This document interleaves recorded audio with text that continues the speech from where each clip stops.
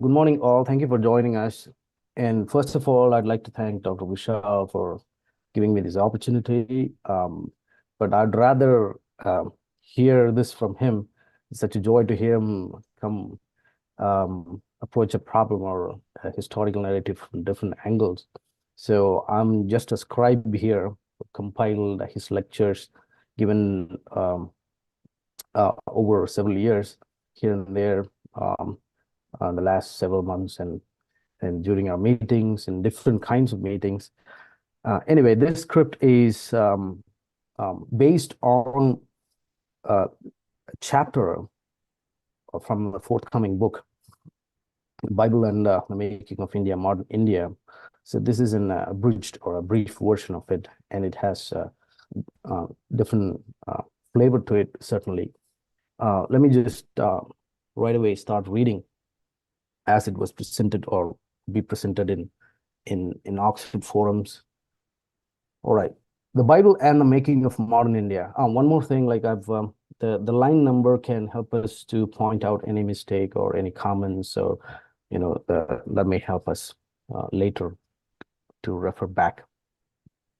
The Bible and the Making of Modern India, Script 3. How did India become a food exporting country? Welcome to the series on the Bible and the Making of Modern India. My name is Vishal Mangalwadi. From 1976 to 1994, I served the poor in North India, most of whom were subsistence farmers. Because of my experience on the front line, a political party invited me to write the approach paper for reforming India's agricultural policy that was keeping the peasants poor. Later, I also served as an honorary professor in an agricultural university. In this session, I will discuss how the Bible transformed a land of perennial food shortage and frequent famines into a food exporting country. The Bible changed Indian agriculture and economy because, one, its core teachings is that food scarcity is a consequence of the human fall into sin. But God wants to forgive his children and bless them with abundant life on earth and eternal life in heaven. To accomplish his purposes, God sent his servants with a mission to emancipate India from chronic food shortages. We will look at some of the characters who played a lead role in this gigantic mission. My discovery of India. I grew up in the city of Allahabad, now called Prayagraj, not too far from Pandit Nehru's home, Anand Bhavan, where leaders such as Mahatma Gandhi met to lead the independence movement. Nehruji wrote The Discovery of India before independence. Allahabad was founded by the Mughal Emperor Akbar in 1575. It became one of Hinduism's holiest cities because two great rivers, Ganga and Yamuna, merged there. Every day, hundreds of Hindus come to their confluence called Sangam, usually to immerse the ashes of their deceased loved ones. Pardon us for the typos and the spelling, needs a little bit of editing here and there. Anyway, continuing. During winter, a month-long festival, Magh Mela, draws tens of millions to the Sangam. They take a dip in the holy waters to wash away their sins. They are drawn by a myth that a drop of the nectar of life fell in the Sangam when gods cheated the demons and flew away with the whole bowl of the nectar. Gods and demons had been produced it by churning the ocean together. They toiled as a team because it was agreed that they will share the fruit of their labor, the nectar of life. At the last minute, however, the gods fled with the life, leaving the demons as the toiling masses. Once in 12 years, this annual festival becomes Kumbh Mela. It is the largest human gathering in the world. In 2019 Kumbh, about 240 million pilgrims came seeking salvation, the after effect of that drop of nectar. These hundreds of millions are India's lower castes, the common man. Their gathering attracts hundreds of thousands of poor beggars, lepers, widows, and orphans. They come seeking alms for temporary relief from poverty, disease, and helplessness. Every resourceful Hindu, learned philosopher, sage, guru, aristocrat, ruler, or merchant also comes to the Sangam at least once in his life, in his or her lifetime. And yet, none of them ever built an institution to change the plight of the poor, the toiling and starving common man. The mission to change the future of the poor was taken up by an American philosopher missionary, Sam Higginbottom. In 1910, he built the Allahabad Agriculture Institute on the banks of the river Yamuna, within walking distance of the Sangam. His goal was to transform agriculture and also the worldview that had condemned the toiling masses as backward. That worldview kept the wise away from toil and the plight of the poor. Higginbottom strove to change India's work ethic, the elite's contempt for working with their hands. Mahatma Gandhi, who first met Sam Higginbottom at the inauguration of the Banaras Hindu University in 1916, embraced that mission to change the Hindu work ethic to change India's economy. He required his high caste followers, including the Nehrus, to spin the wheel for making the thread used for weaving clothes. As a spinning wheel is still displayed in Anand Bhavan, Nehru's ancestral home between the university and the Sangam. Indian leaders such as Gandhi, Nehru, and Pandit Madan Mohan Malviya, who wanted to reform the country, revered Sam Higginbottom and saw his Agriculture Institute as a model. Therefore, on 15 March 2000, India's BJP government, led by Prime Minister Atal Bihari Vajpayee, upgraded the institute to the status of a deemed university. On 29 December 2016, the socialist government of UP went farther. It passed a legislative act making it a full-fledged Christian minority university, the Sam Higginbottom University of Agriculture, Technology, and Sciences, Schwartz. My older brother studied in the Agriculture Institute in the early 1970s.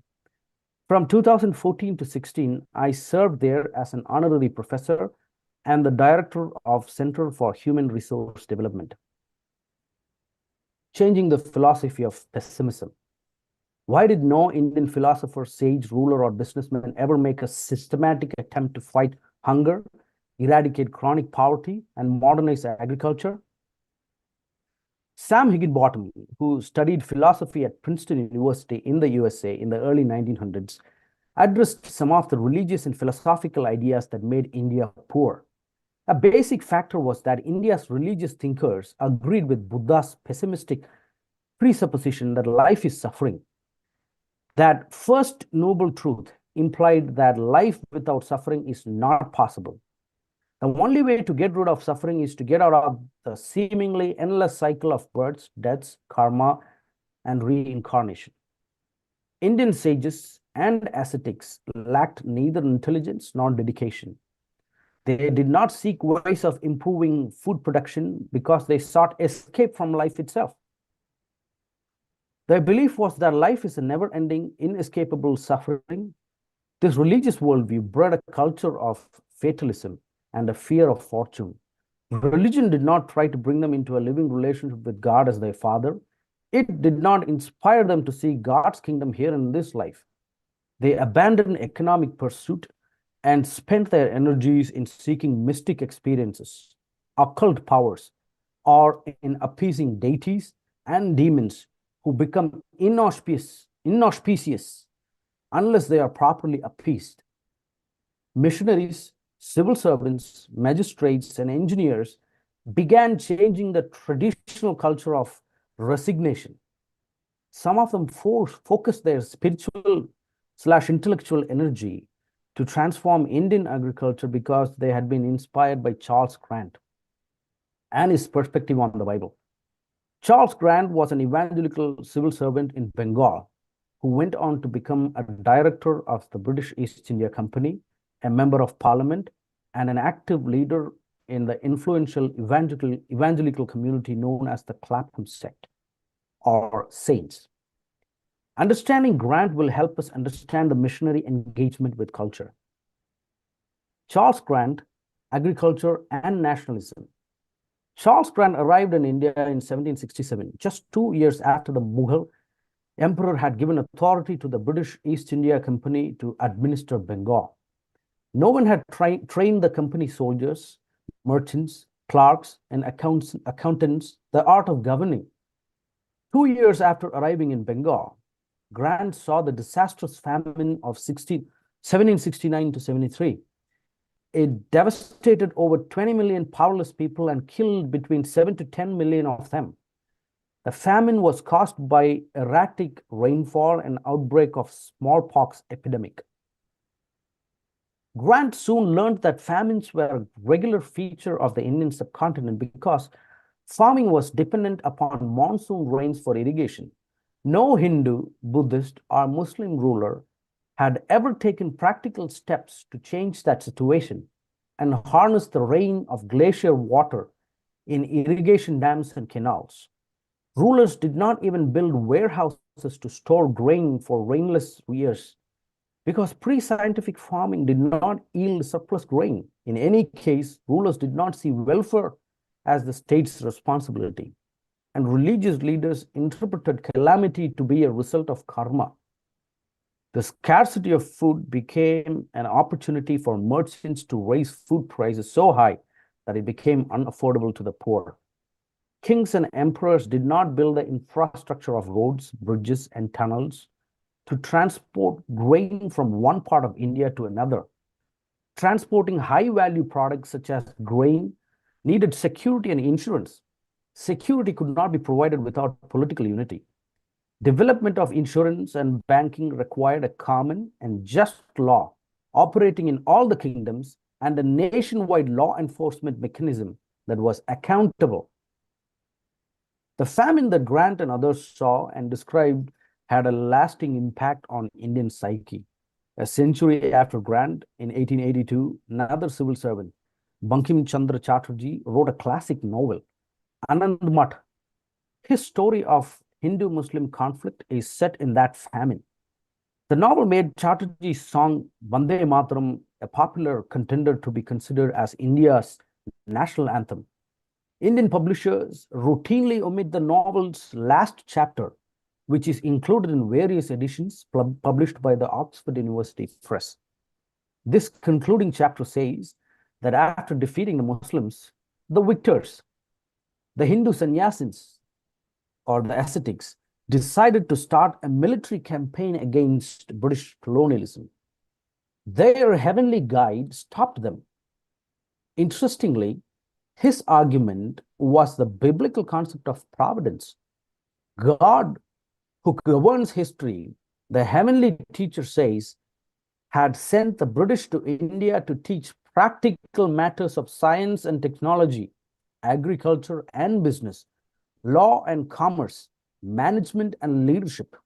Once the people of India have learned these useful subjects, God himself will take the British rulers back to England.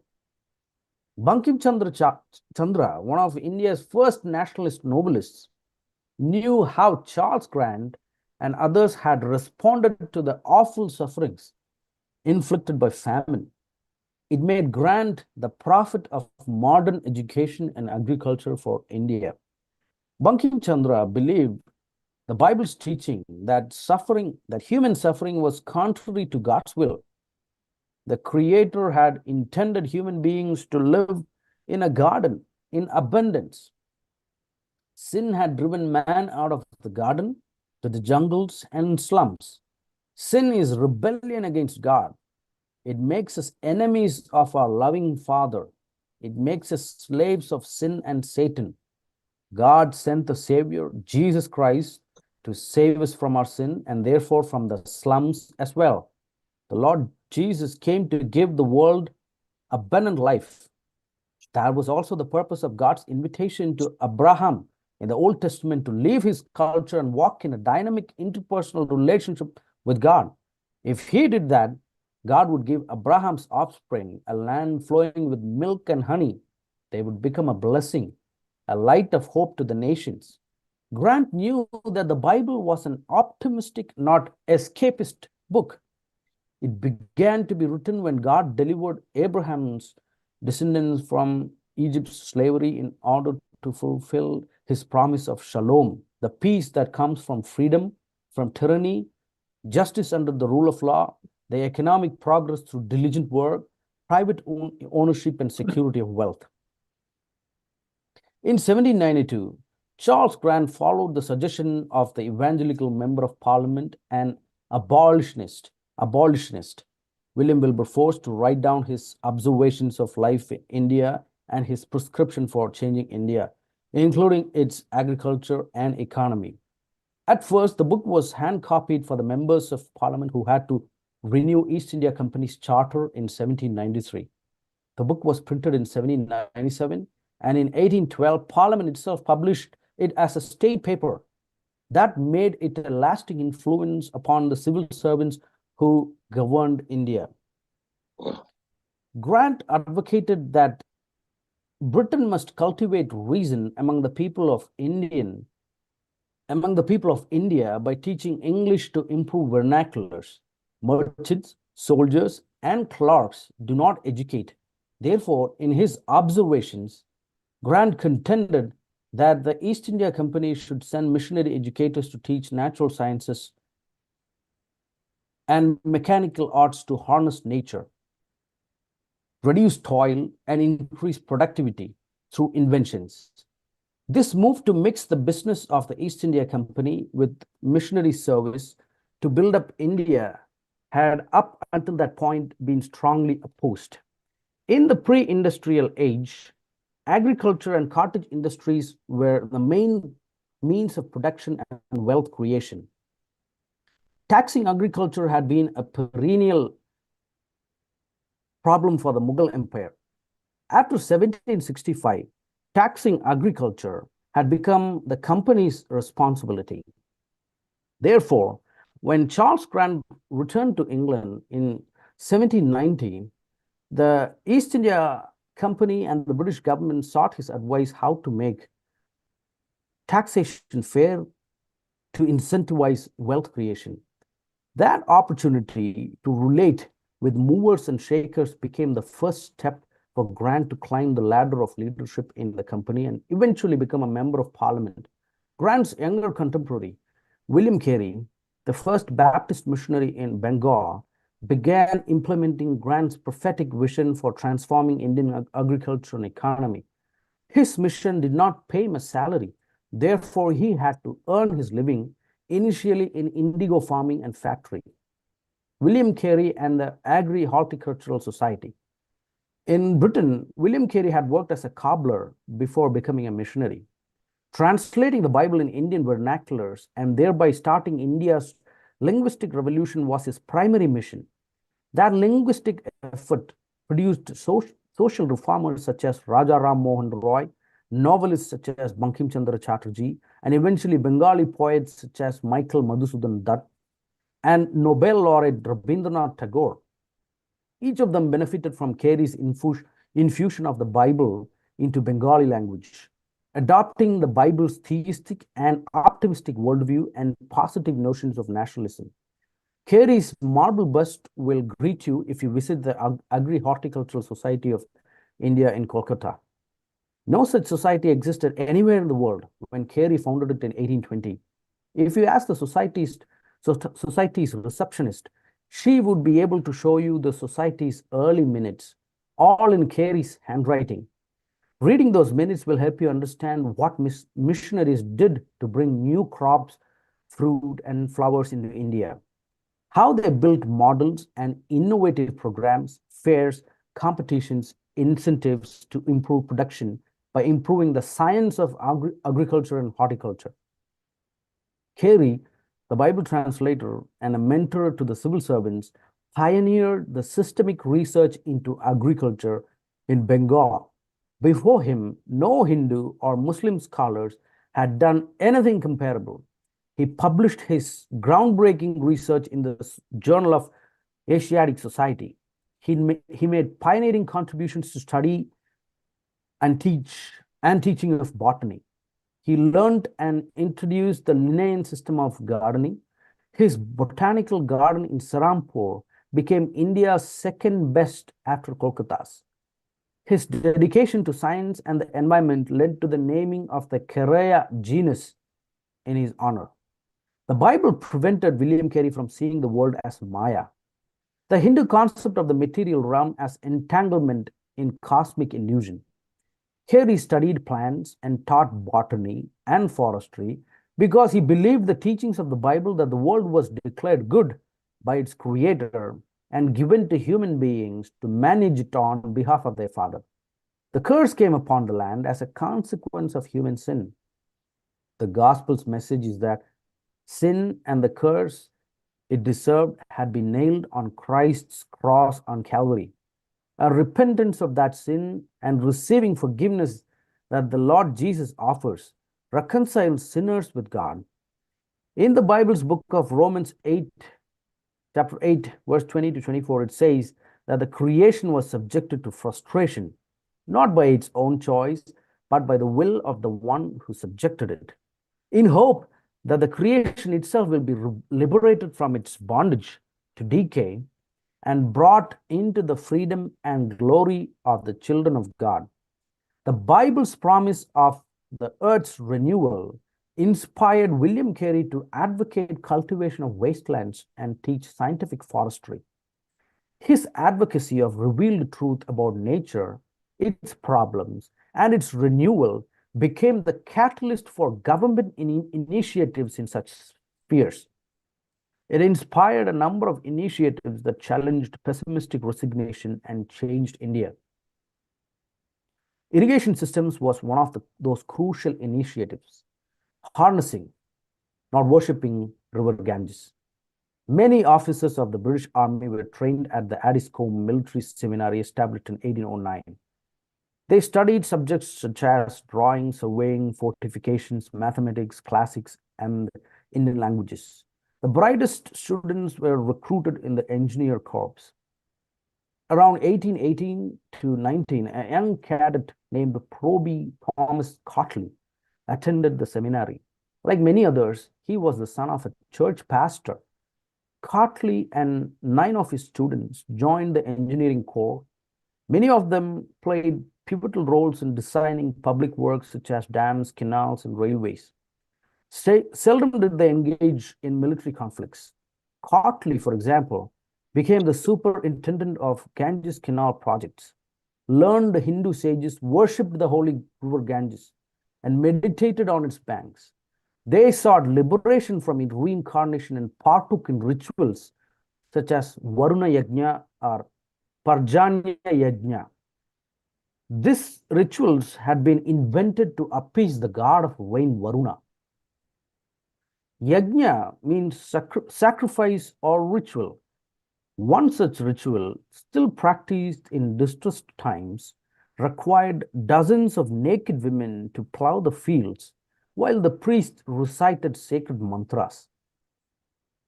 Cotley surveyed river Ganges to contemplate harnessing its waters to save North India from hunger and famines.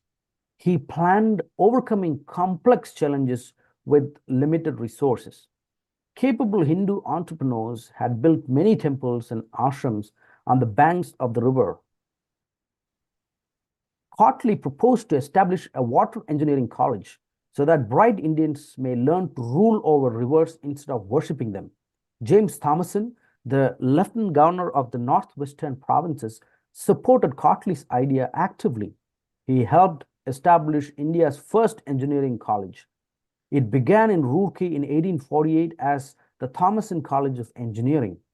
A century later, Indian Prime Minister Pandit Nehru led the government of independent India to upgrade its status to become India's first engineering university. In 2001, Prime Minister Atal Bihari Vajpayee led Hindu government of India renamed the institution the Indian Institute of Technology, Roorkee, IIT Roorkee. Today, it is well-known and renowned university throughout the world. The opening of the Ganges canals in April 1854 was a historic event. It was the largest and the most expensive canal system ever built at that time. In his award-winning book, Ganges Water Machine, Designing India's Ancient River, the author, Professor Anthony Acciawati of Yale University, a historian and cartographer and an architect who traveled across the Ganges basin for 10 years from the year 2006 to study the Ganges canals, hails the construction of Ganges canals between Jamuna and Ganges rivers as an unparalleled architectural feat in hydraulic engineering. The super passages where canals crisscross the rivers at various intersections along its 898 miles resemble flyover bridges, except here massive volumes of water pass through these water bridges. This in particular has drawn admirers from the engineering community around the world. Acciawati claims that the Ganges canal system has forever transformed the Ganges basin into a machine-like landscape of production. The Ganges canal system changed more than irrigation and agriculture. It injected into the Indian soul the Bible's idea that human beings ought to worship the Creator and establish their dominion over the creation. Hundreds of thousands of people attended the inaugural ceremony of Ganga Canal, including the Maharaja of Gwalior. The Delhi Gazette of 1855 reported, on foot, on horseback, drawn by cattle in all kinds of carriages, on elephants covered with showy trappings, in palanquins, on unwieldy camels, one by one, or in troops, Hindu and Buddhist, Parsi and Mussalman, Jew and Christian have met together to welcome the birth of the new stream. The canal made history because it gave to India a new perspective on the necessity of establishing human dominion over rivers that used to be feared and worshipped. British engineers and their Indian pupils completed the lower Ganges canal system between 1872 and 1878. That resulted in over 1,000 miles of main channels irrigating over 1.5 million acres of India's most densely inhabited area. Developing India's human potential has been as important as building canals. A number of alumni of the Indian Institute of Technology, RUCI, have gone on to play significant roles in India's technological development. They have received prestigious awards and occupy prominent positions in government and private sector of the industry. Godavari Dam. Godavari, one of South India's mightiest rivers, frequently flooded its delta region in southeast India. This created havoc and precluded the possibility of building a strong housing, industrial, and economic culture. Sir Arthur Cotton, a British irrigation engineer, faced intense criticism, stiff opposition, and impeachment proceedings in order to turn the area into the rice bowl of India. Arthur Cotton came from a family of evangelists. His evangelist daughter, Elizabeth Reed Cotton, who became Lady Hope, was the best known. Arthur joined the military at the young age of 18. His dedication enabled him to ascend the ranks quickly to become a captain. In 1832-33, a devastating famine struck the coastal districts of Rajahmundry, which today sits on the southeast coast of India in the state of Andhra Pradesh. This resulted in widespread suffering and loss of life. Captain Cotton was assigned the task of assessing the situation. His report identified poor irrigation practices as a root cause of the famine. He urged British rulers to intervene. Why should they, when no Indian ruler had ever done anything to prevent such natural calamities? Wasn't life suffering? Wasn't suffering a consequence of karma? Could future be better than the present? Such Hindu concepts created many obstacles to growth. British rulers wanted to build a network of railways to increase their revenue and make it possible to move their armies quickly when needed. Carton argued passionately that investing in irrigation infrastructure to increase agricultural production would uplift the poor and generate greater revenue. He had already built a barrage for the Kollidam River in the state of Tamil Nadu. That success supported his case. Yes, the technical challenge of damming Godavari was staggering. The river's discharge was immense over a vast basin. But the Creator himself had called us to establish over our dominion over the earth. Canal irrigation would reduce dependence on unpredictable monsoons and boost production of food and cotton, which will reduce Britain's dependence on American cotton. It did not require much imagination for Arthur Cotton's critics to see that regulating river waters would make it possible to build secure housing and industries. The Godavari barrage was completed in 1852. In 1970, the government of independent India renamed it the Sir Arthur Cotton Barrage. It irrigates about 364,000 acres of agricultural land. Doab Canals of Punjab. Doab refers to the fertile land between two rivers, and Doab canals specifically pertain to the canal systems constructed in these regions, primarily in the Indian subcontinent. The term Doab originates from Persian, where Do means two and Ab translates to water or river. In India, particularly in the regions of Punjab and Uttar Pradesh, Doab canals are irrigation systems designed to utilize the waters of these rivers, often through diversion or distribution mechanisms, to enhance agricultural productivity in the fertile areas nestled between them. These canals play a crucial role in managing water resources and ensuring consistent irrigation for cultivation. Similar to Rajahmundry district and Tanjore district in South India, and the Ganges Basin in the north, in the latter part of the 19th century and the early 20th century, Punjab and northwestern region, which includes current-day Pakistan, underwent a profound transformation in its irrigation landscape. It was propelled by the strategic interventions of the British public works projects. During the Mughal period, canals were constructed, yet their primary intent was more for the pleasure and indulgence of the ruling elite than for the broader public welfare.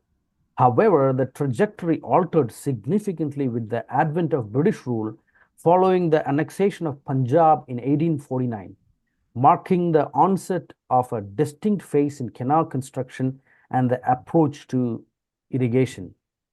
Under British administration, there emerged a deliberate and systematic emphasis on the development of irrigation infrastructure, notably witnessed in monumental projects like the Upper Bari Doab Canal.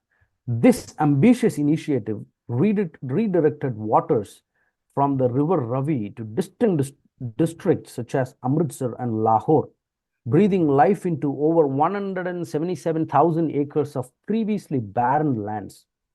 Advancements in scientific knowledge and engineering prowess culminated in the monumental completion of yet another canal system, the Lower Chenab Canal in 1892. This landmark canal, stretching across the landscape, altered Punjab's economic dynamics by irrigating an expanse of over 1 million acres.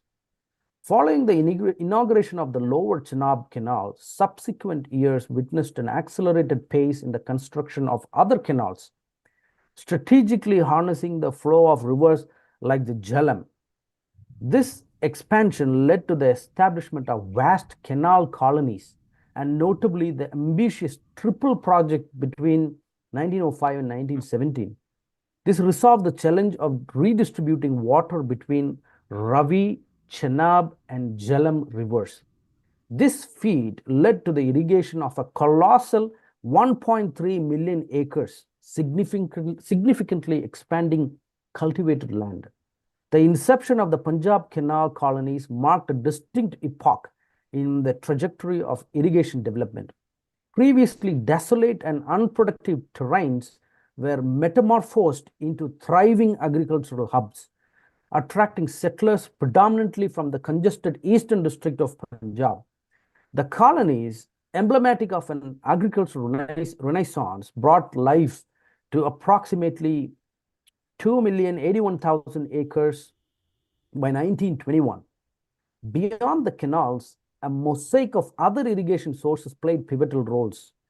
Wells, particularly prevalent in districts with shallow subsoil water, emerged as a critical indigenous source, contributing significantly to approximately 3.1 million acres of irrigated land by 1929. This transformative phase of canal construction and irrigation development in Punjab's history reshaped its agricultural landscape and socio-economic fabric. On a side note, I'd like to comment just to see the enormity and the effectiveness of this project. If you can just go into Google Earth and get the satellite's view on the, if you can focus on Northern Africa, Arabian Desert, and the Levant, Iran, Pakistan, up to Rajasthan in India, it's a hyper-arid region. It's all dry, except for this region where canals were constructed. This is a flourishing green oasis. You can see that. It's so huge, probably bigger than England. Anyway, now I wanted to make a comment on the Buddhist attempts. I haven't added that into this narrative, but there has been claims that Buddhist had built canals in the Buddhist centers like Sanchi in Madhya Pradesh. Archaeologists have discovered dams that were contemporary to the Buddhist monastic culture. They found dams around monasteries, Buddhist monasteries. Especially there was a paper that was published in 2010 on a project that was done on the bed of dams, archaeological excavations, and they did use some techniques to date the pollen and the soil and all those. So the authors have tried their level best to connect the religious motivation behind the dams, yet they do honestly say that they did not find any religious motivation, in particular Buddhist theology behind building dams as such. Rather, they say it is a form of exchange system where these Buddhist monasteries had to exist. For that, they needed water. So for water, they needed a reservoir system. And who will build that? The local population must build that. And there was some kind of administration going on. But the monks themselves resigned themselves completely into their meditation. In fact, farming is not allowed for a monk, and they relied on people for their supply. And so it is safe to assume that it was not the dams were not built, although they may be contemporary. The Sanchi area was inhabited. There's urbanization happening there. This may not be the result of a Buddhist theology. And the authors go on to explain that the later religions like Jainism and the Hindu, the Brahmanical structures, in fact, controlled water. So they found mud bounds and sluice gates around these dams where temples were situated, meaning where water gushes out, they were gated and it was controlled by Brahmanical system. And that has been written, but there is no record of any writing anywhere that Buddhists were actively involved in building a camp. That's my comment, and it need not go into this, but Dr. Vishal can decide on that for the chapter. We can get into the specifics. All right, continuing on. Beyond agriculture, redefining the path of knowledge. The mindset of men such as Grant, Carey, Cotley, Cotton, Higginbottom, and Borlaug, who changed India by changing agriculture, was shaped by the Bible and its unique worldview. Indians also pursued knowledge, but of a different kind.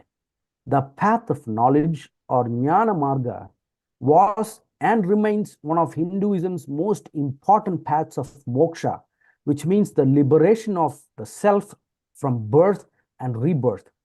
The sages that followed this path of knowledge were second to none in intelligence or dedication.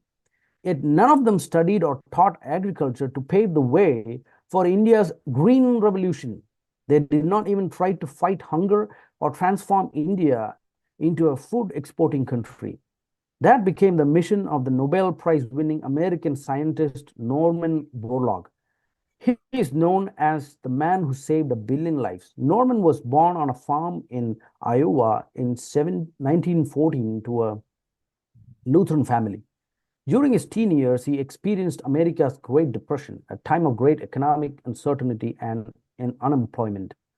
The horrors of his times could have pushed him into an escapist spirituality, but his Lutheran environment encouraged him to become an agricultural scientist. After earning a PhD in plant pathology, he moved to Mexico in 1944 to serve the farmers. Due to rust infestations, these farmers were producing only half the wheat that they could. For 13 long years, Borlaug and his team researched ways to develop enhanced wheat breeds that increased Mexico's crop sixfold. In the 1950s and 60s, India was also struggling with food shortages. The US government provided relief. Relief, but many people, sorry. But many people saw that India had plenty of untapped capacity to produce enough food for itself and many others. Therefore, along with foundations such as the Rockefeller and Ford Foundation, the US government offered scientific knowledge to improve India's agriculture. They launched the India Agriculture Program, IAP. In 1965, the then Prime Minister, Mrs. Indira Gandhi, and the agriculture scientist, Dr. M.S. Swaminathan, sought Norman Borlaug's help. He came and trained Indian scientists to produce high-yielding semi-dwarf wheat seeds. That effort could not realize its potential because of the socialist policies and bureaucratic delays in India.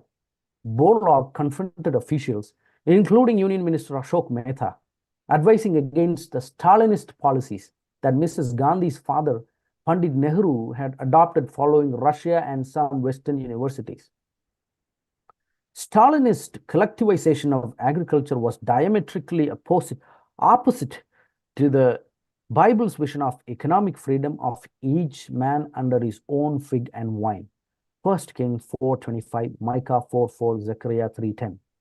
Nehru's socialism devastated Indian agriculture as Stalin's communism had destroyed Russia's.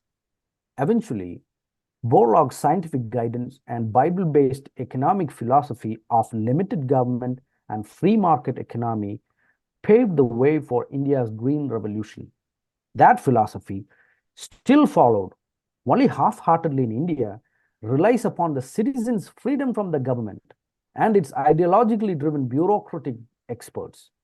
Individual liberty requires personal development, initiative, responsibility, and inner discipline. The Green Revolution succeeded because Mrs. Gandhi was willing to listen and change at least some of her government's policies. Today, India is producing enough food. India will become a blessing to the world when its leaders become humble enough to rethink religious, moral, and political economic beliefs that have kept India poor. So in this session, we have learned that the people who followed the Bible saw hunger and poverty very differently than the worldview that had guided traditional India. They changed farming, irrigation, and economic policies because they believed that chronic hunger is not a result of karma in previous life, but a curse brought upon the land because of human sin.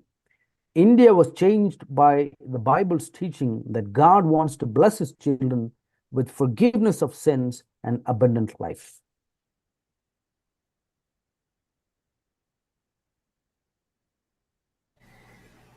All right.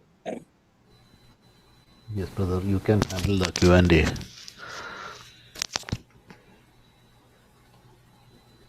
Dr. Vishal, please.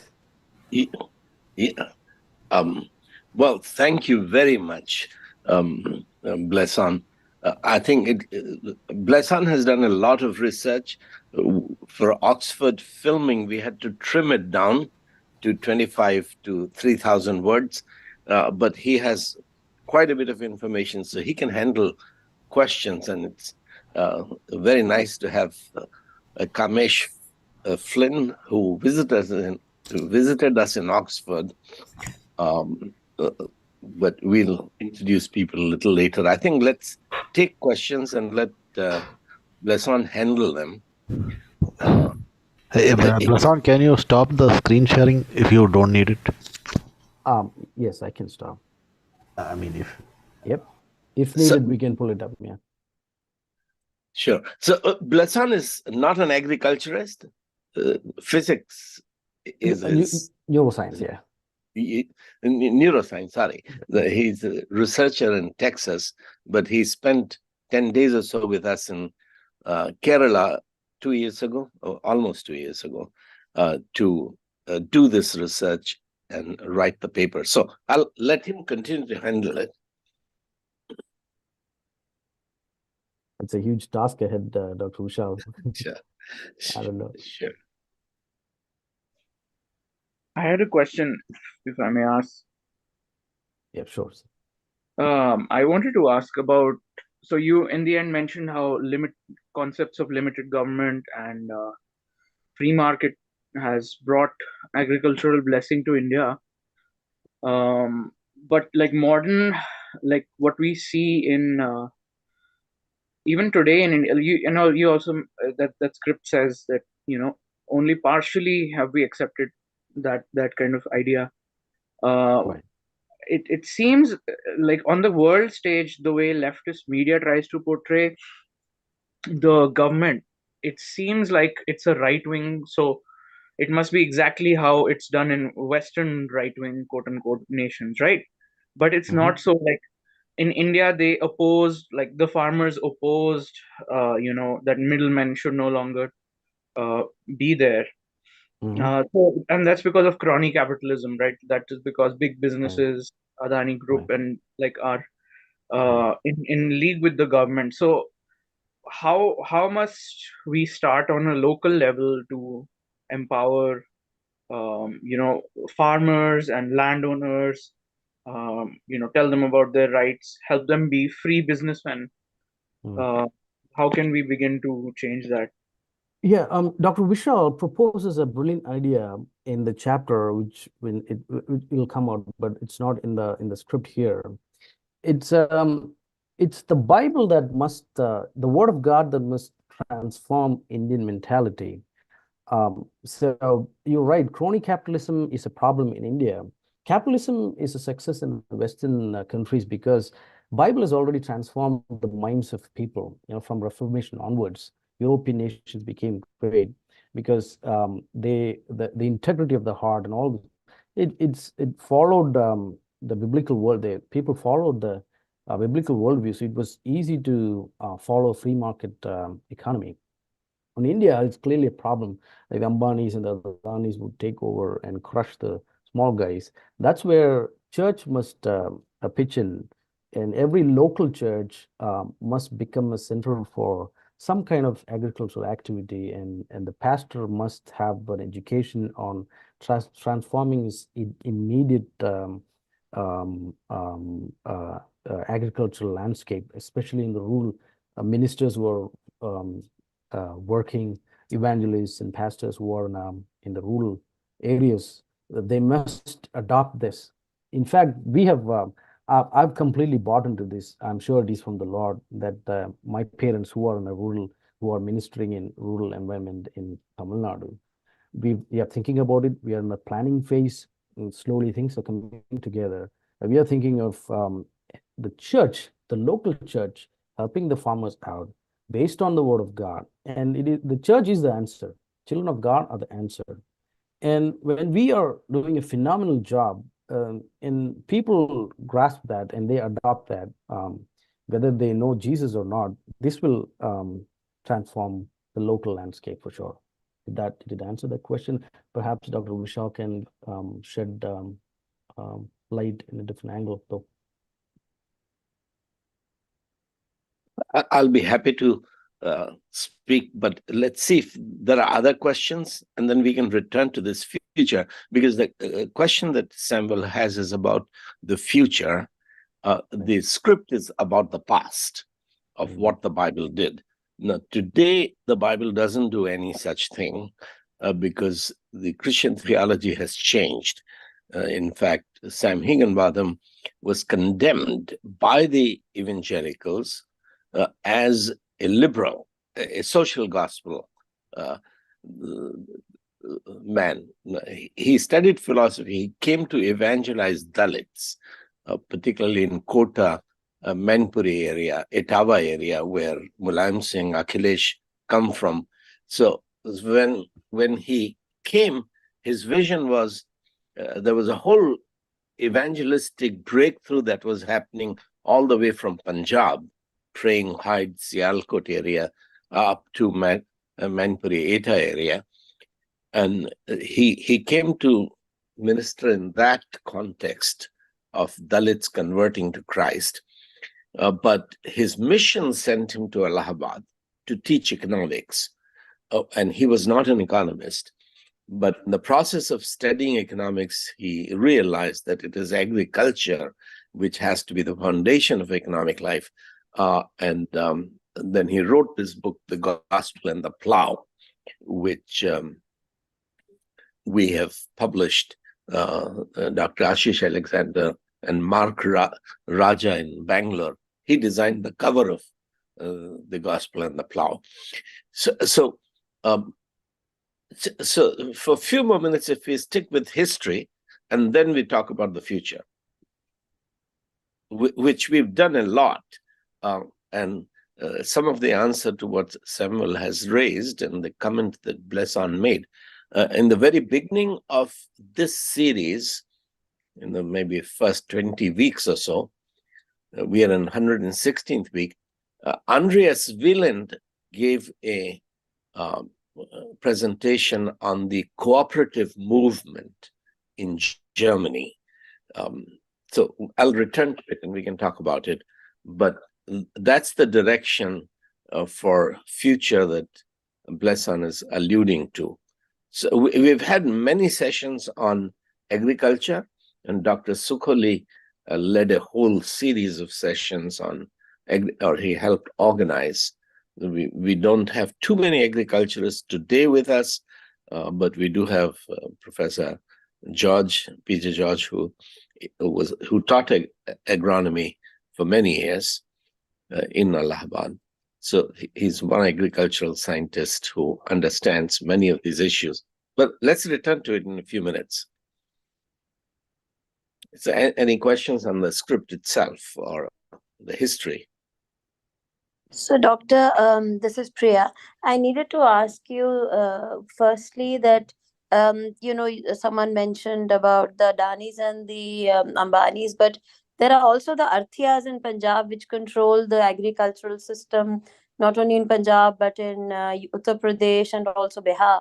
And they have a system where, the small, plot owners ask them for money or if whatever they need, and if the crop has failed, and they still get, the Arthia is actually literally like their godfather. So one, how, I mean, have we addressed that, and do we only think of the Adanis and Ambanis are far removed, the bigger guys are the Arthias in North India? The second thing is that what about the Dr. Verghese Korean Amal cooperative movement in Gujarat? And would you say that, other than him definitely having grown up as a Christian, would you say that you were able to connect, the agricultural movement from Allahabad and West Bengal? Have you done anything on this Gujarat cooperative movement? And then secondly, there was the sugarcane cooperatives, which actually Sharad Pawar took over and then created an entire empire with that in Maharashtra. He'd gone to Israel and studied. His brother had gone and then came back, and he utilized all their techniques, but then actually used it for personal gain. Though, of course, he did. The people who worked with him in his village have also prospered.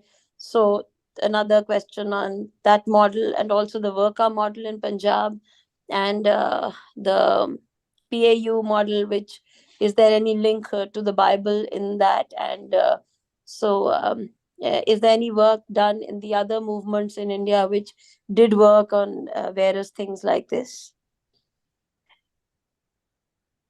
Dr. Vishal, perhaps you should. Well, thank you for that very important question, Priyadarshini. And why don't, since you're also asking about the current and the future, why don't we just give one more opportunity to anyone who has the question about the past and the script, and then we can come back to discussing the present problem and the future.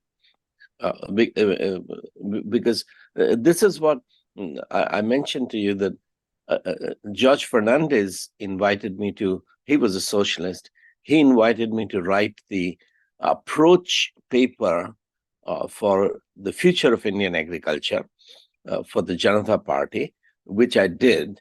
And in that, I did consider some of these things that you're mentioning. And Chaudhry Devilal, under VP Singh, when Devilal became the agriculture minister, he implemented some of those ideas.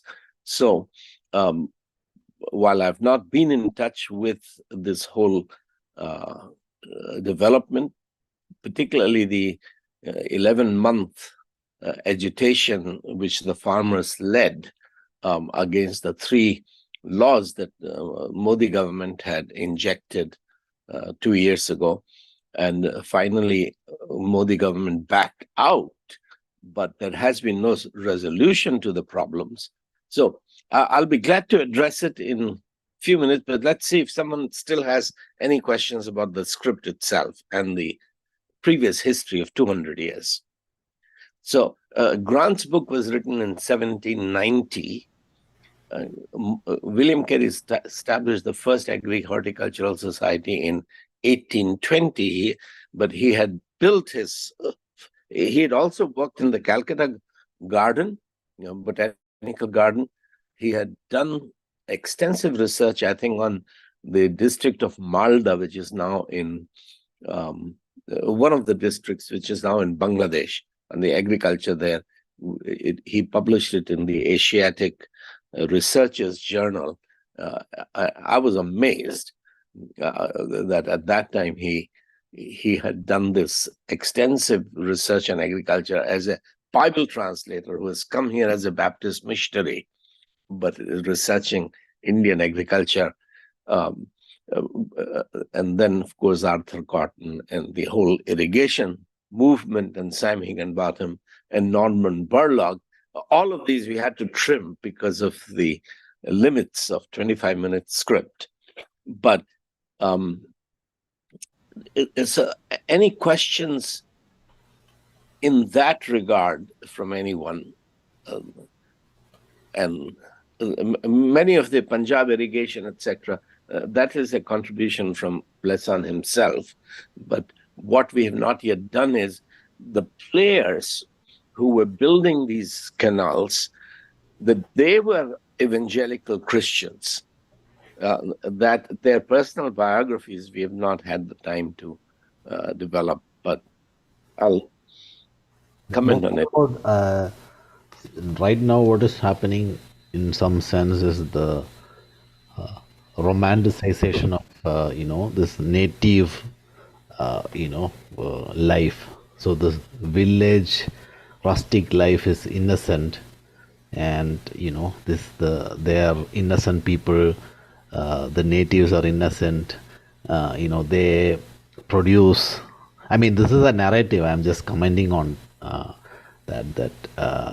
This is while the in the Western, the industrial Western civilization is very capitalistic and very money minded, while the village the rustic life is very romanticized. So is there how do we get this across, that this is this notion of romanticized Indian village life is actually a very, very dangerous one. Or rather, it didn't, that is what possibly made, that is what made India backward. Right?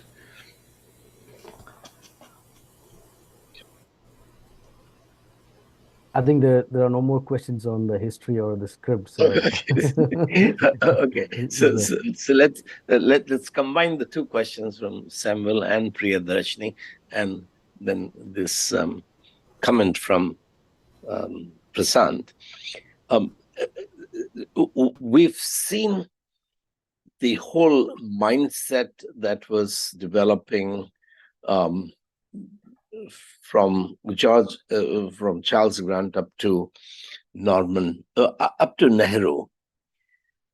In his early books, which were written before independence, Pandit Nehru, that is Priyadarshini's great-grandfather, he repeatedly called himself a communist. But because he spent 9.5 years in jail during the independence struggle, he had plenty of time to plan India's future. And he looked at history and looked at what the Western and the Russian, because at that time Russia was a great power under Stalin. Lenin died pretty soon after the communist takeover of Russia. So under Stalin, there was one of the most brilliant women, economist, philosopher in Germany, was Rosa Luxemburg. Rosa Luxemburg lived in Berlin. She was not originally German, but she lived in Berlin. And when some of these communist leaders, Lenin, Stalin, and all, sorry about that scam.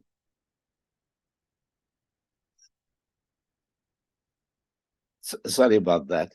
I'll switch off my phone. She was the one, Rosa Luxemburg, who impacted Stalin's collectivization. Yeah. So she was teaching. This is the beginning of the 20th century. Lenin and company are hiding in Switzerland, away from the czars. But they would often come and learn from Rosa Luxemburg. So she was teaching that Western Europe, Holland, England, France, etc., they have become economic powers because they developed navigation and they colonized the world. So beginning with Spain, Portugal, but particularly Britain and Holland, Netherlands, they colonized and looted the colonies, and they used this loot from colonial colonies to build their industries. But there are not too many places left that Russia can colonize. Plus, Russia has an additional problem of no warm water port. So the sea is in the north, and you can use it only during summer. In winter, you can't use those ports. So if Russia has to industrialize, this is the heart of her teaching, Russia will have to colonize her own people. In pre-industrial Russia, the sector which is producing wealth is agriculture and cottage industries. So you have to colonize the productive sector, the agriculture, and the objective is to transfer wealth from fields to the factory. Fields are producing wealth. We need to build factories. We need to build industrialization.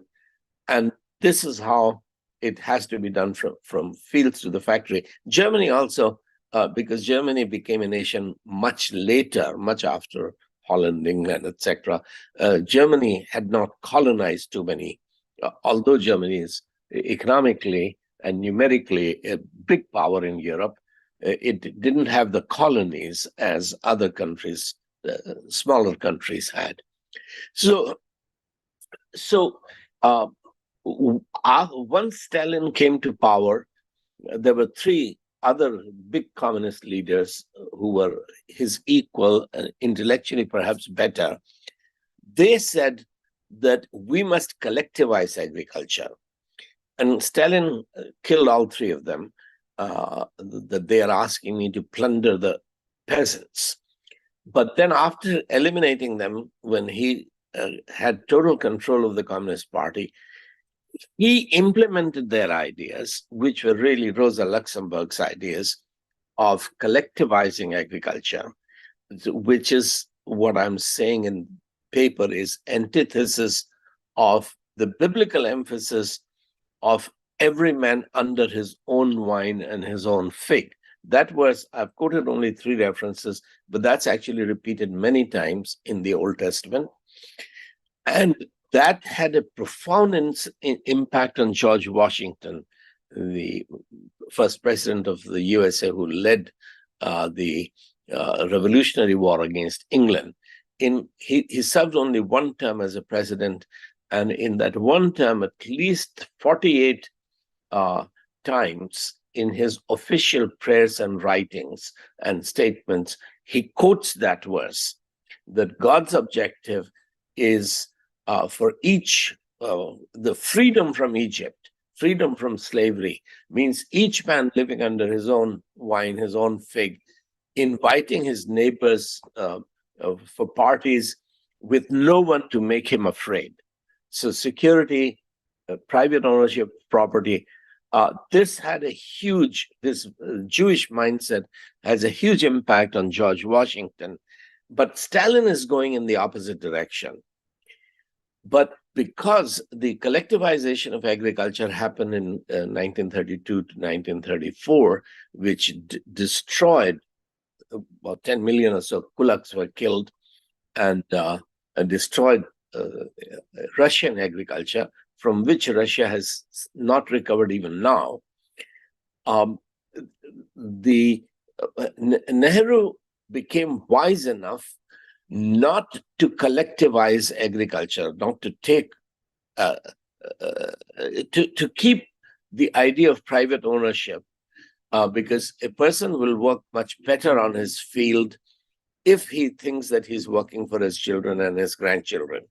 If he's working for the state, because state owns the land, then he would not have the incentive. Because this is what had happened when Stalin collectivized agriculture, that farmers, instead of surrendering their horses, they shot their horses and ate them. And their bullock carts or their horse carts, they use the wood to burn, roast the meat, etc., instead of surrendering it to the government, because they became employees on their own land, which they used to own. So that was the impact. So what happened in India was Nehru accepted the socialist idea that fields must be wealth must be transferred from fields to build factories. But fields should remain privately owned. Terms of trade should be structured in such a way, and this was the essence of 5-year plans, that terms of trade should be organized in such a way that the government decides what a farmer would pay for water, for electricity, for fertilizer, and the government decides what a farmer will get for his produce, for wheat or dal or rice or whatever he's producing. So if the government is deciding both what a farmer will pay and what a farmer will get, the terms of trade are structured in such a way that the money is siphoned from fields to the factory, while the illusion of capitalism or private ownership exists. Now, there was an additional problem, which came from Gandhi's Ruskin, John Ruskin's impact on Gandhi. Gandhi paraphrased Ruskin's book Unto This Last as Sarvodaya, which Vinoba Bhave then championed, and the land reform movement which Pandit Nehru and Congress Party launched. This was the impact of Gandhi and Sarvodaya, that no one can have more than 10 to 20 acres of land. In different states it was different. So a Jamidar who had 200 acres or 2,000 acres, all the land was taken from him, given to the Dalits, and you can only have maximum of 20 acres in MP, but 10 acres in UP, because that is the maximum a family could actually cultivate with bullocks and bullock cart. So earlier, the Congress symbol was Do Bailon Ki Jodi. That was the first symbol of Congress Party, two horses plowing. And you see that in Mother India, when Nargis is farming with two pairs of oxen. So this is the India of the 1940s and 50s and 60s, before mechanization, before agriculture. And incidentally, a lot of the what used to be called intermediate technology, which has now become irrelevant, a lot of the intermediate technology in India developed in Allahabad Agriculture Institute, where Dr. Ashish Alexander and P.J. George are still teaching. That was the place where intermediate technology was developing in India. But anyway, the implication of the land distribution, social justice, which sounded very good at that time, it has created today's problem, which is at the heart of both the questions that Priyadarshini and Samuel have raised. And that is that if I have 20 acres, I have 4 sons, they will have 5 acres each. Their 2 sons will have only 2.5 acres each. With 2.5 acres of land in North India, you cannot even keep a pair of bullocks. If one died, you cannot replace it, because agricultural economy does not sustain that. So the fragmentation of land since the 1950s, since the Sarvodaya movement, means that now I have a tractor, but I cannot use a tractor unless I cultivate at least 50 acres, 100 acres. So I need more land. How is India going to resolve these problems that are a result of this history is the issue. The solution is in the area of cooperative. And that's where mentioning Korean, from Gujarat, the milk cooperative, and India had understood by 1904 that the future actually would have to be in the direction of cooperative movement, cooperative farming. But the socialists took over the cooperatives, just like the problem you mentioned with Sharad Pawar in Maharashtra. You had the same problem in UP with the Jats and the Yadavs. The economic strength of Mulayam Singh Yadav and Charan Singh, etc., came from sugar cooperatives. So the cooperative movement, except for the Korean as an exception, by and large, the cooperative movement in India has failed because one can go into the details, and we do need researchers to go into the details. Why did it fail? But the fundamental problem is that caste and cooperation are contradictory. mutually exclusive. The castes were organized like Yadavs or Patels in Maharashtra to capture these cooperatives, and a lot of it had to do with sugarcane. But it became a source of political power, economic power. There was no spirituality of justice, fair play, uplifting the downtrodden. So for these politicians who took over the cooperative movement, they were pursuing their own power and their own financial base for political objectives. But what happened in Germany, and it grew, I've never been able to pronounce that word, the leader who started it, Reifestein, if we have someone here who remembers the name, that will be very helpful. So everywhere you go in small villages and towns, you have these shops, agricultural shops, which these are cooperative shops. Farmers buy produce from them, and they also sell through them. So this organization of on the religious foundation, people coming together to support each other, is the future, as I've given a simple illustration before, that a widow who has 2 children, she is illiterate, she cannot do anything except collect garbage, live in a slum in a city and collect garbage, empty bottles. Well, maybe what we can do for her is to teach her to roast peanuts, fry peanuts, some salty, some unsalty. Some young people should learn how to package those peanuts as King's peanut, salted, unsalted, spicy, non-spicy, etc., and begin to export that within India and outside.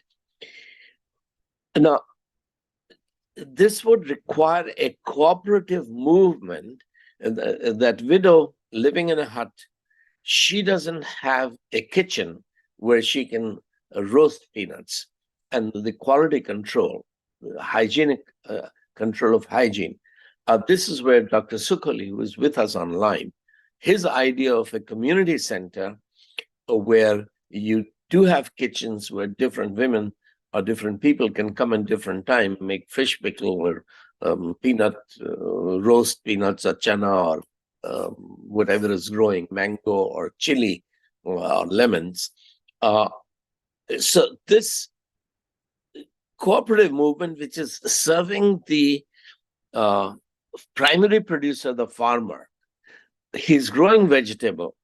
There was this another black George Washington in America who developed 300 recipes for peanuts.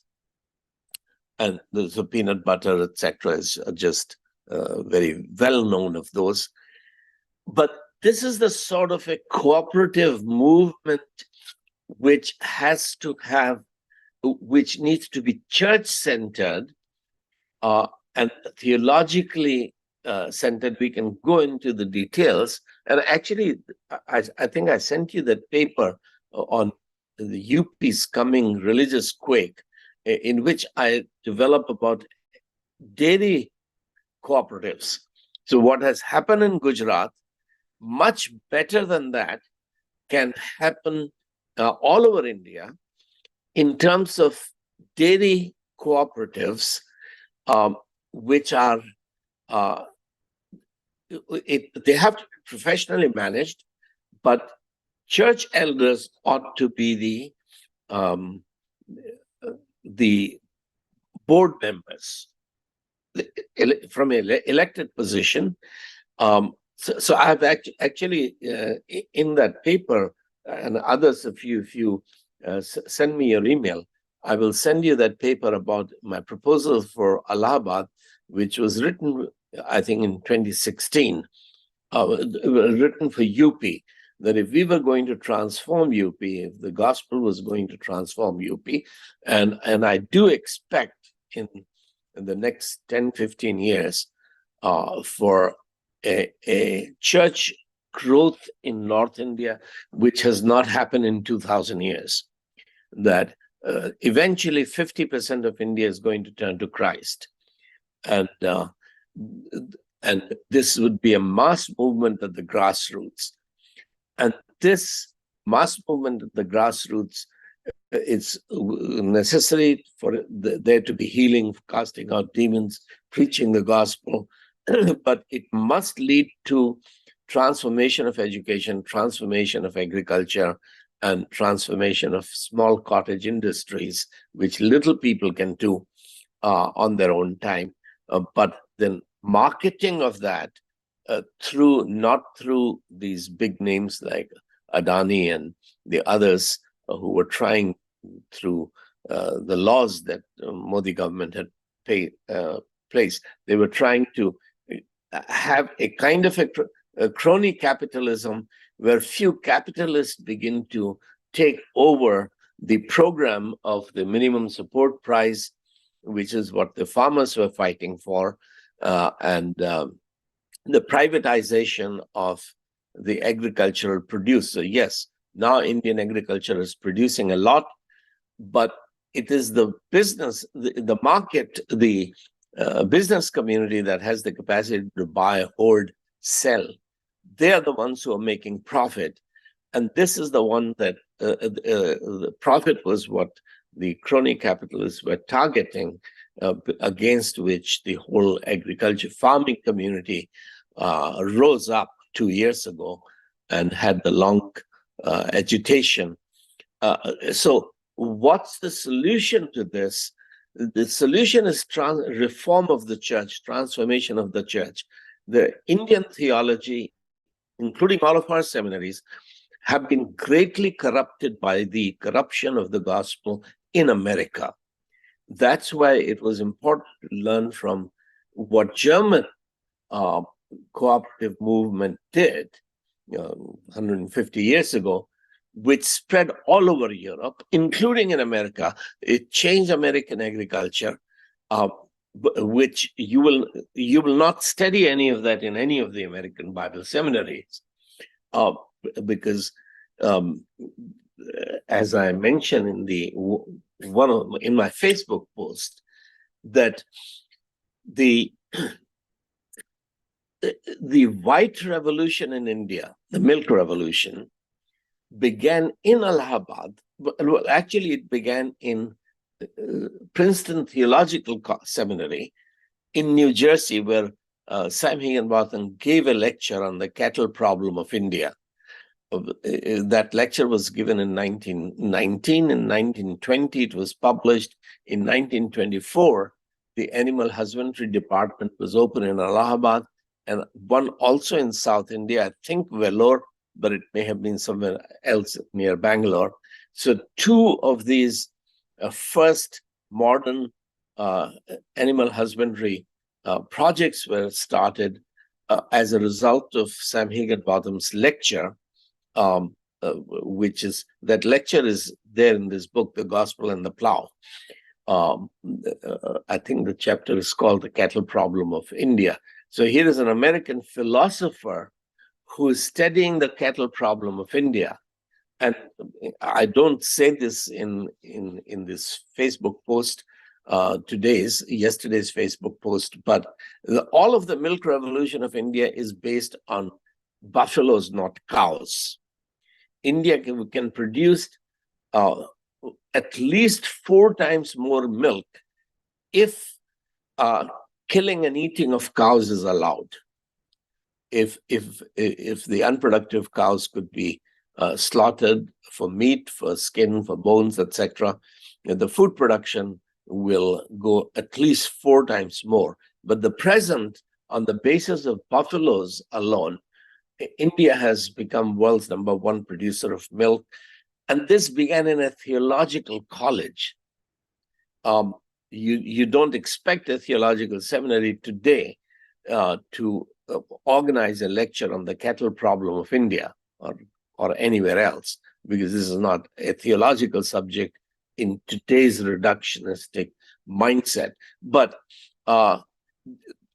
I've obviously a lot of details which we have discussed earlier in different sessions in this series of 116 weeks.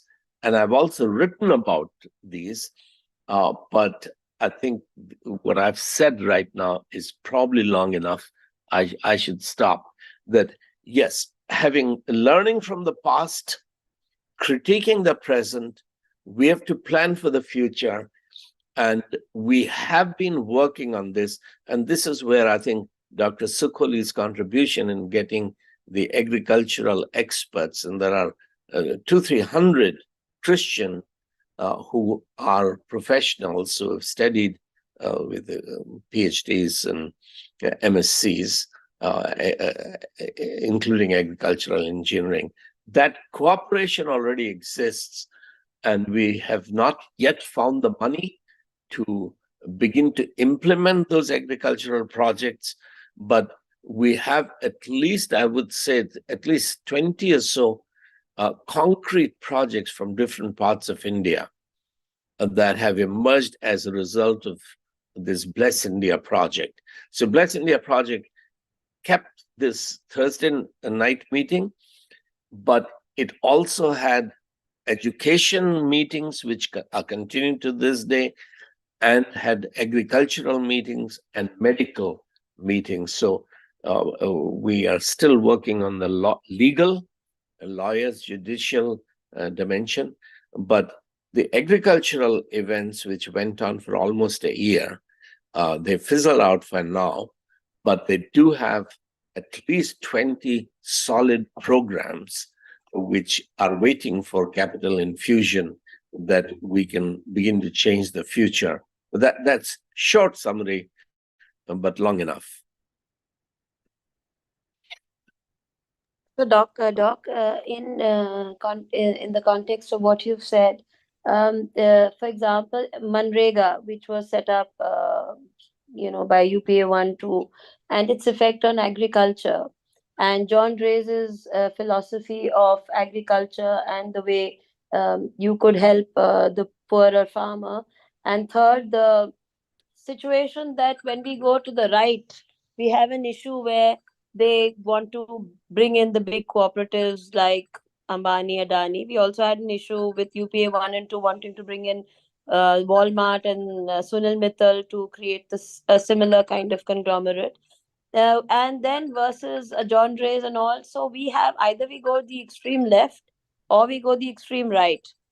So if one could understand the Christian way of doing things, which is different from, because I guess I believe that you would have an answer which is a 360-degree solution versus a lopsided solution, which actually creates a Manrega, but then causes a problem because most of my agricultural friends who own land got into trouble because they had no workers on the land at various times of harvest and during planting season and seeding seasons because of the Manrega issue. So uh, so what is your view on this 360? I'm between left and right in a cooperative movement, but the cooperative movement has to be based on a spirituality which transcends caste, because one of the reasons the cooperative movement has failed in India is that caste is antithetical to cooperation. Yadavs cannot work with non-Yadavs. Yadavs want to control. Patels, Pawars, Patels in Maharashtra, they want to control because there are these ambitious politicians who see the tremendous economic advantage and want to control this cooperative movement. So generally you would find that, with the exception of Korean and Amul milk cooperative, which has its own problems, there is no perfection anywhere, but cooperative movement in India has failed. That's why you move to the left or to the right. And Modi criticized Nehru's socialism, but his own capitalism became much worse. And Oila did post my 3 film reviews on my Facebook of Wall Street, Money Never Sleeps, and Ferguson's documentary, Inside Job, which look at the economic crash of 2007, 2008. The first Wall Street movie was made before the crash of 2000, Michael Douglas, Oliver Stone. So my economic perspective is in review, my critique of secularized capitalism. Secularized capitalism is as terrible as socialist collectivization. So I'm critiquing both left and right. And if you just go on my Facebook page, I think 2 days ago was a review of these 3 films, which these are reviews on YouTube, 3 films on economy, where I give my ideological perspective. Now, the audience for those film reviews were high school students, so it's at a very simple level. And I was not, because I was reviewing these films in a church. The church didn't allow me to show the movies themselves, so you have to watch the movie on your own and listen to my review. But eventually we will have some of these things written down as we get help. But so it's neither left nor right. And right, farmers protested against it, and it was one of the biggest agitation. And in a sense, Tikaith and Satpal Malik are still leading that unfinished agitation, because agitation was withdrawn when the 3 laws were withdrawn, but there was no resolution. The experts, the politicians, and the farmer leaders met 11 times during those 11 months. And these were very learned people, very thoughtful people, and they could not resolve the problems for India. So what is the solution? This is where awakening of the church and developing a grassroots level cooperative movement where individual ownership remains, but we cooperate with each other. Now, this would require church becoming a democracy, a nursery for democracy. This is what has not happened in India. So the Presbyterian Church was one movement which attempted to be democratic, because it developed, that's how it developed in Scotland. And the democratic Presbyterian denominations in India tried to be nurseries for democracy, but all of that collapsed. The Presbyterian churches became as corrupt as the centralized churches, such as Anglican, and then they merged to form CSI and CSI and bring all of their corruption into the church. But this new movement which is emerging of the indigenous churches that are not part of the colonial era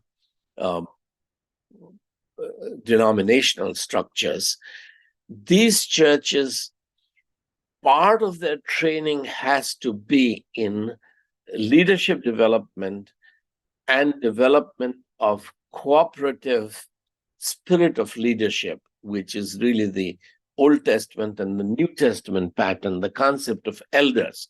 Brother Bhakt Singh and the Brethren movement has also confused the concept of elder in India, because and this is a hard thing to say for many Christians, that the Brethrens and Brother Bhakt Singh's assemblies were not run by pastors, they were run by elders. But they did not really understand the biblical concept of elder. I will write, I've written about it before, I'll write it again, because when you come to the book of Revelation, say Revelation 5, heavens are open, John is seeing the throne room of God. God is on the throne. Around the throne of God are 24 thrones. Seated on them are elders. The kingdom of God is managed by elders. These elders take off their crowns and place them at the feet of the Lamb, feet of the Lord. They have crowns, meaning they are the rulers. You are managing God's kingdom, you're not building your own kingdom. But in order to lay your crown at the feet of the Lamb, you have to have the crown. The Lord has to give you kingship before you will yield your kingship to God, to make sure that his will is being done. So the kingdom of God is managed by elders, but these elders are not keeping their crowns, they're laying down their crowns at the feet of the Lamb. This is the biblical picture which built strong democracies in the West, which is now history, because the West has lost its understanding of democracy because of secularization of universities, which have been teaching the nonsense that democracy came from Greece. That nonsense began in 1910-12 in New York, was popularized from Chicago University, that modern democracy came from Greece. It didn't. It came from the Bible, and I have a 1-hour debate on this with Tom Holland on YouTube. So if you watch The Origin of Democracy between Tom Holland, who is a professional historian, and I, you'll get some background of it. But the new churches that are emerging right now, and that I see exploding after the election in 2024, if there is an election, I see the undercurrent of what's happening in India. 2 days ago, 3 days ago, Stalin, the chief minister of Tamil Nadu, inviting Akhilesh Yadav to inaugurate VP Singh's statue. That's a big deal. The significance of it, the press does not understand, the media does not understand. But Akhilesh Yadav taking the kind of stand which Udayanidhi Stalin has taken, that Sanatan Dharma has to be eradicated.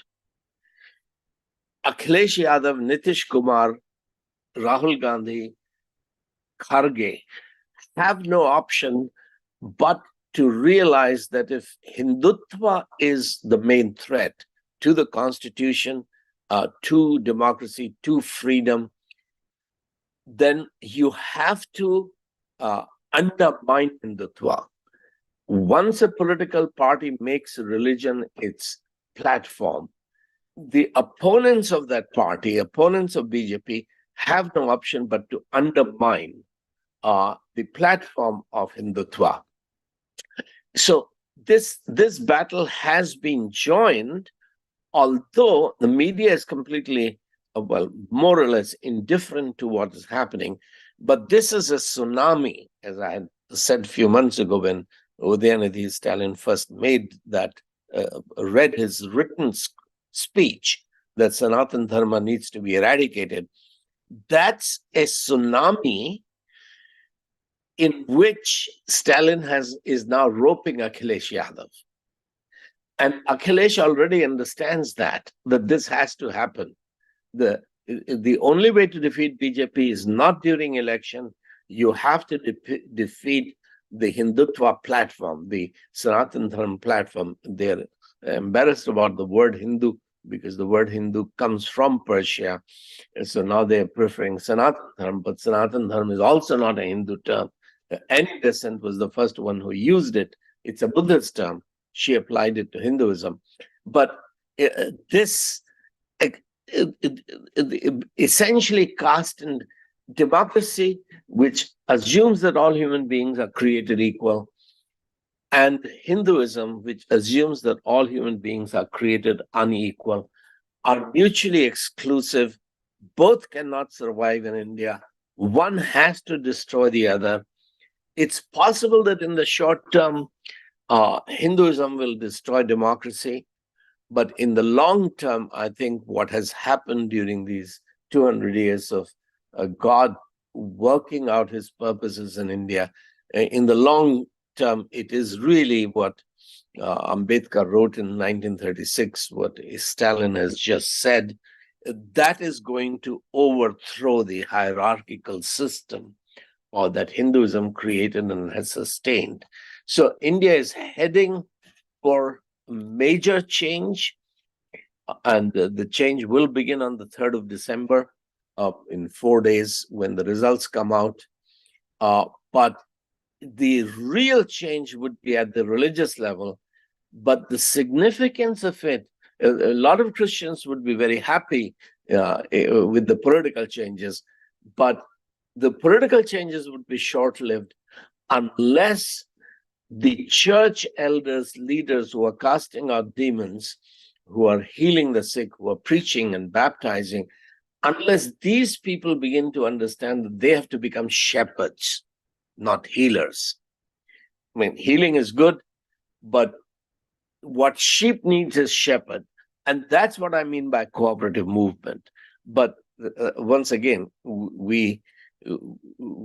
I need to write more, and we need a lot more people commenting and researching this, that if India has to be really liberated from this hierarchical, oppressive, religious system that has made 75-80% of the people backward, what alternative spirituality has to come?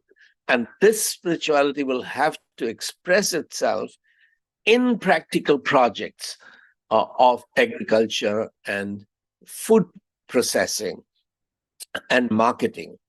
And this will need to be a cooperative movement, because if you have to mechanize agriculture, you need heavy machinery, and that means you need 100 to 400, 500 acres of land being cultivated cooperatively, which goes against the whole spirit of Sarvodaya as it emerged in the 1940s, 50s, 60s, 70s. But practically, that was the age of bullock carts. Now you have the age of mechanization, and this is a bigger call for cooperation. So that's the answer to the rightist movement of Modi and Adani, and the leftist movement, which Norman Borlaug challenged when he confronted Mrs. Gandhi. And it was Ashok Mehta who took her to Mrs. Gandhi, and he thought that Mrs. Gandhi will throw her out, but he was amazed that she was actually sensible enough to listen to him and accept some of his recommendations. But those recommendations have not really changed the fundamental nature of Indian agriculture, and that's the unresolved issue from the 2 years of farmers' agitation. And that agitation is not finished. Satpal Malik and Tiketh are very important voices that have to be heard.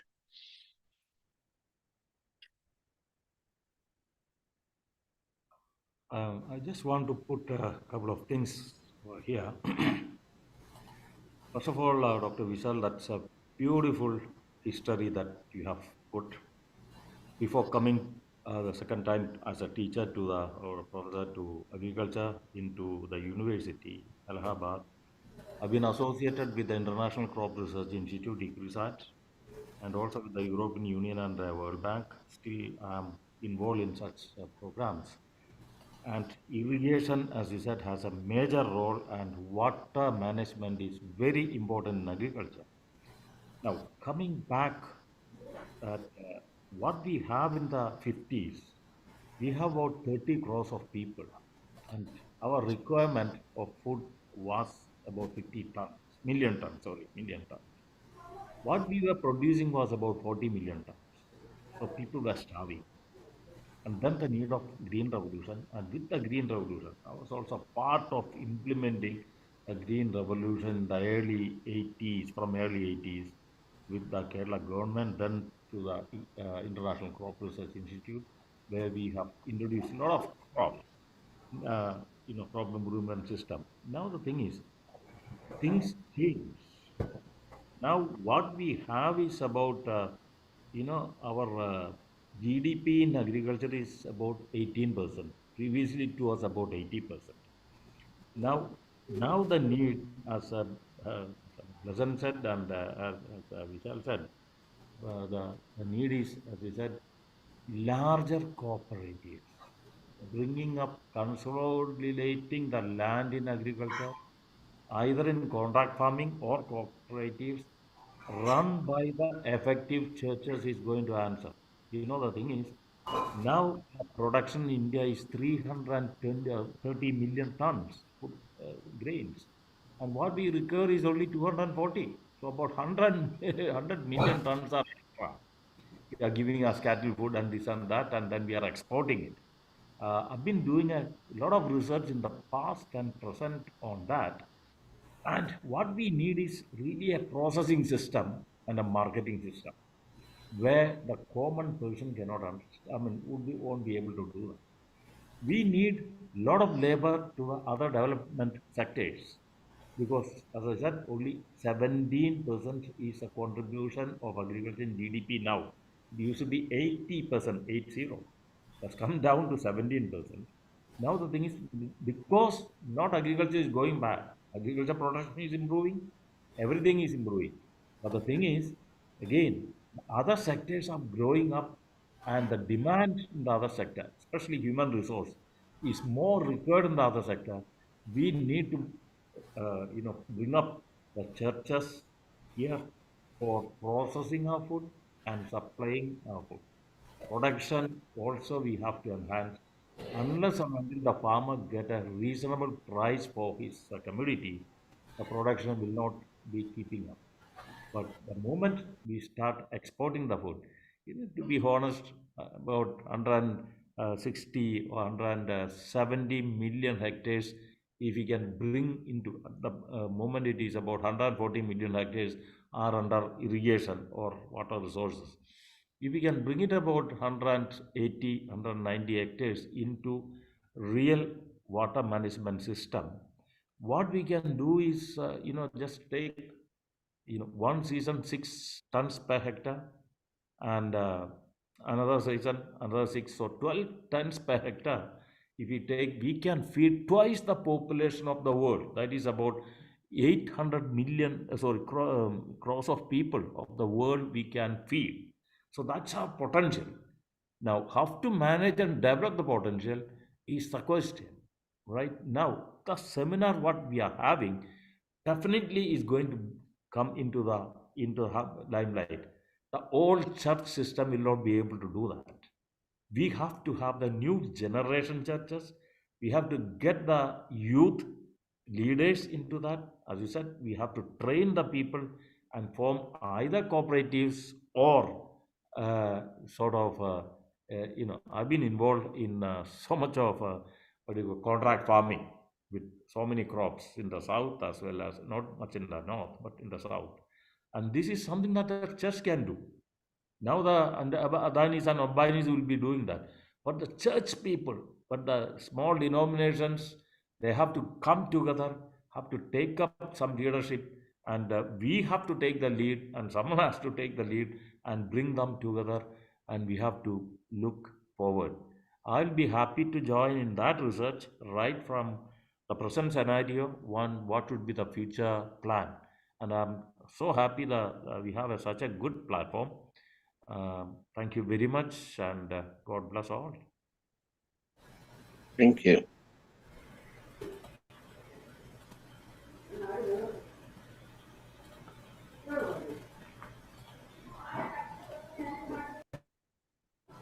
Thank you, Brother George, PJ George, Professor PJ George, for your comments. I think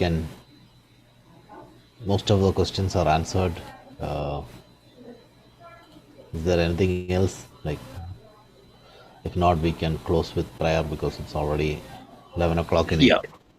India. Yeah, just an information that the Oxford group, Rahul Patel, he emailed that next week they will meet to schedule release of these films. So what you heard today was already filmed, and the release will happen.